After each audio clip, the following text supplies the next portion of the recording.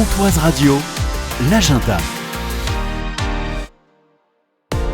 Bonjour Aurore. Bonjour Jean-Pierre. Du cinéma Méliès. Allure à voir cette semaine le très attendu Le Diable s'habille en Prada 2. De nombreuses années après, on revient avec cette comédie américaine avec en tête d'affiche toujours Meryl Streep, Anna Hathaway, Stanley Tucci, donc toujours la même équipe, sans oublier Emily Blunt évidemment. Le film va explorer un univers profondément transformé parce qu'il faut savoir que celui de la presse spécialisée dans la mode est en pleine crise, concurrencé par les réseaux sociaux et les créateurs de contenu. Donc Andy Sachs fait son retour au sein de la rédaction du magazine et pour tenter de sauver l'illustre titre de presse en déclin donc depuis quelques années, elle va retrouver Miranda Priestly. Et donc c'est une suite jubilatoire à la fois entre nostalgie et modernité, mais on ne doute pas son plaisir.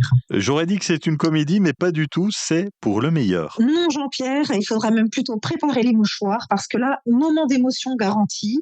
C'est un film qui retrace l'histoire vraie et formidable, histoire de résilience de Philippe Croizon qui a traversé la Manche amputé de ses 4 membres. Donc c'est vraiment un film bienveillant, chaleureux, touchant, qui retrace le soutien qu'il a eu par sa femme Susanna, sa nouvelle compagne, pour justement se dépasser et accomplir cet exploit exceptionnel. Et donc il va se donner tous les moyens pour réaliser ce vieux rêve. Et puis on termine avec L'arnaqueuse. Cette fois-ci, c'est une histoire de viager dans lequel nous emporte ce film.